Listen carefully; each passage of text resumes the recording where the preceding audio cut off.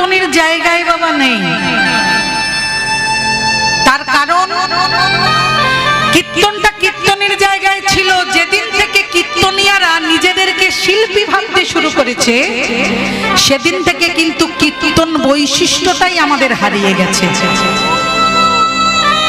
কারণ মা, আমরা মনে করি কীর্তন মানে হচ্ছে কি শুধু বক্তব্য পেশ করে। রাগ করবেন না, যদি বক্তব্যই বলতে হয়, যদি মানুষের জীবনের চরিত্রের ঘটনাই তুলে ধরতে হয়, কি রং করলে আপনার শরীর ভালো থাকবে, দেয়ালের কোন দিকটা কমলা রং করবেন, কোন দিকটা সাদা রং করবেন, যদি এগুলো আমাকে কীর্তনের আচরে এসে বলতে হয়, এগুলো কীর্তনের সাবজেক্ট নয়, এগুলো যারা বাস্তুশাস্ত্র করে তাদের সাবজেক্ট।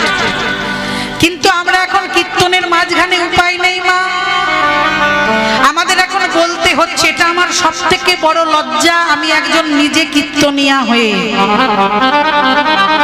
এর চাইতে বড় লজ্জা হয় না। বিশেষ করে আমি কিছুদিন আগে বলবো মা, কিছুদিন আগে, এখন সোশ্যাল মিডিয়া এমন একটা যুগ হয়ে গেছে, মানুষ একাদশী করলে কোন তেল দিয়ে সে খাবার খাবে সেটাও কীর্তনিয়ারা বলে দিচ্ছে। রাগ করবেন না, আপনি রিফাইন তেল খাবেন না তিলের তেল খাবেন না সাফোলা খাবেন না ফরচুন খাবেন, সেটাও একটা কীর্তনিয়া আপনাকে আসরের মধ্যে আপনাকে বলে দিচ্ছে এই তেলটা খান, এই তেলটা খেলে লিভার ভালো থাকবে। আমি তাদেরকে জিজ্ঞাসা করি, আচ্ছা কীর্তনিয়া তো আমরা সবাই বাবা, ৮০,০০০ ১ লাখ টাকা দিয়ে কোন তেলে ভালো খাবার হবে, কোন তেল খেলে একাদশী উপবাস ভালো হবে, এটা বলার জন্য নিশ্চয়ই আমাদের মতো শিল্পীদের আসরে আনা হয় না, হয় বাবা? তারপরে কিছুদিন আগে অরিজিৎ সিং কেন প্লেব্যাক করবেন না, আমাদের কীর্তনিয়াদের মাথায় ভীষণ চাপ পড়ে গেল।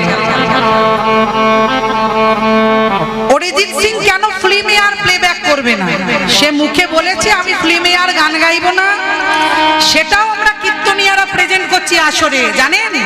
অরিজিৎ সিং আর প্লেব্যাক করবে না। আরে বাবা, অরিজিৎ সিং করবে না সেটা তার পার্সোনাল ম্যাটার, সেটা কোনো কীর্তনের সাবজেক্টের মধ্যে পড়ে? আপনারাই বলুন বিবেক করে, পড়ে না? সে কোটি কোটি টাকা ইনকাম করেছে, তার না ইচ্ছা হতে পারে যে আমি আর সিনেমায় গাইবো না, আমার জায়গায় অন্যজনা সুযোগ পাক, সেটাকেও আমাদের কীর্তনের মাধ্যমে বলতে হবে। কিন্তু আসলের কথার বেলায় বাবা আমাদের ফাঁকি। যখন একটা চণ্ডীদাসের পদ গাইতে বলবেন, ওইটা তো আমার জানা ছিল না, আমার গুরুদেবের বারণ আছে, ওটা আমাকে করতে নেই, আপনি অন্য বলুন আমি গেয়ে দিচ্ছি।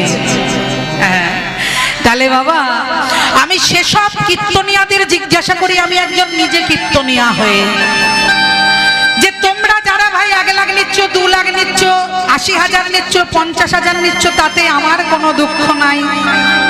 কিন্তু আমার প্রশ্ন হচ্ছে একটাই, যে কীর্তন কখনো বাবা পয়সার মূল্য ধরে বিক্রয় করা যায় না। কীর্তন হচ্ছে আমার সনাতন ধর্মের একটা ঐতিহ্য, একটা প্রাচুর্য। সেই কীর্তনকে আমরা নোটের বান্ডিলে বিক্রি করছি, এটাই আমাদের সবথেকে বড় লজ্জার কথা। আজকে যে সমস্ত শিল্পীরা একটু ইউটিউবে একটু ভাইরাল হয়ে গেছে, তাদেরকে যদি আপনি ফোন করেন, তারা ফোন করে আগেই বলবে আমার সঙ্গে না, আমার ম্যানেজারের সঙ্গে কথা বলুন। 1 বছর কোনো ডেট ফাঁকা নাই, 1 বছর বাদে যোগাযোগ করবেন। 1 লাখ টাকার মধ্যে আগে আপনাকে 50% অ্যাডভান্স দিতে হবে, আবার 50% আসরে ওঠার আগে দেবেন, তবে কীর্তন করব। আমি তাদেরকে জিজ্ঞাসা করি, যখন মাতৃগর্ভে ছিলে তখন ভগবানকে কত % ইন্টারেস্ট দিয়েছিলেন?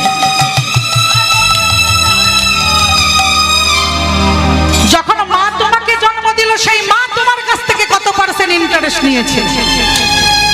সেও তো কত কষ্ট কত যন্ত্রণা সহ্য করে তোমায় ধরাধামে এনেছে। কি গো মা, মিথ্যে কথা বলছি? তাহলে আমাদের বলতে লজ্জা লাগে মা। আজকে ভালো কীর্তন গান শিখে, আমার বাবার কাছ থেকে আমি কীর্তন শিখেছি, আমার বাবার নাম তপন বন্দ্যোপাধ্যায়। তা ধিৎকারে বাবা বলে মা গান বাজনা ছেড়ে দিতে হবে এবার, কারণ এখন গান বাজনা মানে পদ পদাবলী কিছু নেই, এখন গান বাজনা মানে হচ্ছে যে যত ধেই ধেই করে নাচতে পারবে, যে যত পরচর্চা পরনিন্দা করতে পারবে, আজকালকার সোশ্যাল মিডিয়ায় হচ্ছে সে তত ভাইরাল। কিন্তু কিন্তু মাগো পাকেতেই পদ্ম ফুল ফোটে, সেই পাকে নেমেই যারা পদ্ম ফুল চাষ করে তারা পাক থেকে তুলে এনে গোবিন্দ সেবায় লাগায়। আমি তাই তাদেরকে জিজ্ঞাসা করি, মাগো আমার গৌর হরি এত সুন্দর প্রেম, আমরা হচ্ছে সেই নর্দমার পা, আমার গৌর হরি এই পাকে নেমেই তো আমাদেরকে পদ্ম ফুলের মতো ফুটিয়েছিল, যাতে আমরা এক একটা পদ্ম ফুল হয়ে যেন আমরা গৌর গোবিন্দের চরণে লাগতে পারি। কিন্তু দুঃখের বিষয় কি জানো মা, আমরা গৌর গোবিন্দের চরণে লাগবো কি, আমরা গৌর গোবিন্দের আশ্রয় থেকে আজ বঞ্চিত হয়ে যাচ্ছি।